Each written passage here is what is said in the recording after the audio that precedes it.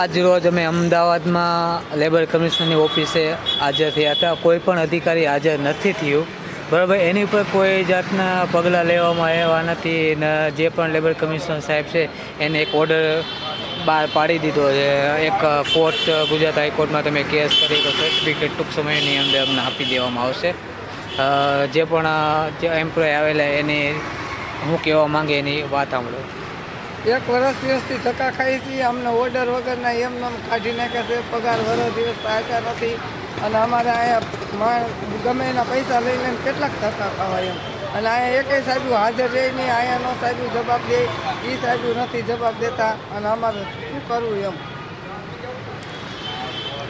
સાહેબ સવારના ભૂખા તરસ્યા છે. જો સવારના 20 રૂપિયાના પૌવા હજી ખાધા છે. આમ નામ દાંતણ છે. અમે ઠેઠ ક્યાંય ગામડેથી આવ્યા છીએ અને સાહેબો કોઈ આવ્યા નહીં. અમારું શું સમજવું સાહેબ? ચોર અધિકારીઓ SBIના તો તારીખું પડે પણ કોઈ હાજર ન થાય, એટલે ચોરની ઉપર કાયદેસર પગલાં લેવા જોઈએ. બીજી વાર કોઈ દી આવી રીતના નાના માણસોને હેરાન ન કરવા જોઈએ. અમે 40 કિલોમીટર અમારે અમરેલી થાય છે, તો એ 40 કિલોમીટરના ધક્કા કેટલા ખાવા અને ત્યાં રાતના 10 વાગે બેસી અને સવારે અમદાવાદ આવી છે, તો અહીંયા અધિકારીઓ આવતા નથી અને 1 મહિનાનો પગાર અમને આપ્યો નથી અને કોઈ 2 મહિનાનો પગાર અમને આપેલો નથી. હા, ના 2 વર્ષનો અમારો પગાર નથી આપેલો અને કાગળ વગર અમને છૂટા કરી આપેલ છે.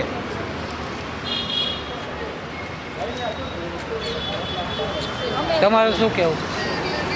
અમે સવારના જો અહીંયા આવ્યા છે તો કોઈ અધિકારી આવ્યા નહીં. અમારા અધિકારી કોઈ આવ્યા નહીં અને અમે સવારના હેરાન થઈએ છીએ. સાંજ સુધી રાહ જોઈ તો કોઈ આવ્યું નહીં. અધિકારીને બધાને કંઈ જવાબ દેવા નથી. અમે સવારના આવ્યા છે કાલ રાતના અને અમે પૈસા પણ ઉધાર લઈને આવ્યા છે. 2 ધક્કા ખાય છે, કોઈ અમને જવાબ દેતા નથી. અધિકારી કંપનીવાળા કોઈ હાજર થતું નથી. કંપનીવાળા કોઈ હાજર થતા નથી અને અમારે 1 વર્ષથી આ પગાર પણ નથી દીધો અને અમે કામ સફાઈ પણ કરી છે. હું આજે 12 મહિનાથી મોટા દેવળી SBIમાં કામ કરું છું અને 12 મહિનાથી પગાર આપવામાં આવેલ નથી અને મને વગર નોટિસે છૂટો કરેલ છે. આજે સવારનો અહીંયા લેબર કમિશનરમાં બેઠો હોવાથી લેબર કમિશનર તથા અમે બેઠા હતા, પણ અમારા કંપનીનો સ્ટાફ અથવા તો અમારા કોઈ બેંકનો સ્ટાફ અહીં હાજર થયેલો નથી. તેની ઉપર કાયદેસર પગલાં લેવા જોઈએ. તો આવા ચોર અધિકારીઓના બિલ જે પણ ખોટા બને છે એની તપાસ થવી જોઈએ. જે પણ કંપનીને એ પેમેન્ટ ચૂકવે છે, બરાબર, એની પણ તપાસ થાય. એમ્પ્લોય સુધી પહોંચતા નથી પેમેન્ટ, બરાબર, એની પણ તપાસ થવી જોઈએ.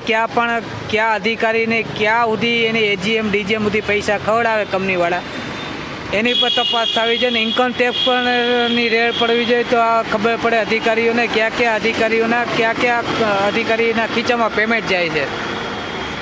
હવે અમને એક સર્ટિફિકેટ આપી દીધું છે, તમે હાઈકોર્ટની અંદર પણ હવે કેસ લડી શકો છો. તો હવે ટૂંક સમયની અંદર અમે હાઈકોર્ટની અંદર જવાના છીએ આ જે પણ ચોર અધિકારીઓની ફરિયાદ લઈ. ટૂંક સમયની અંદર અમે કેસ દાખલ કરવા.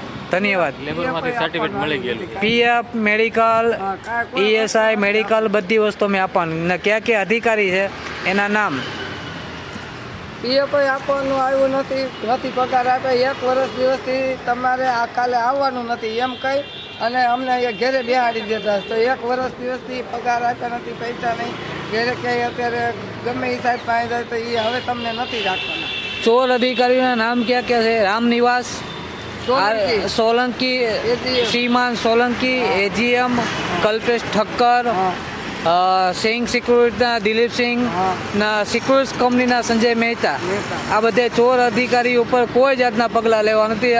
અમારી વિનંતી છે તો આવા ચોર અધિકારી પર કાયદેસર પગલાં લેવામાં આવે.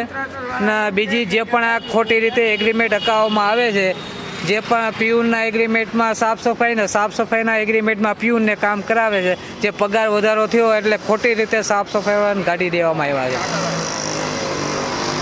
ધન્યવાદ. જય ભીમ.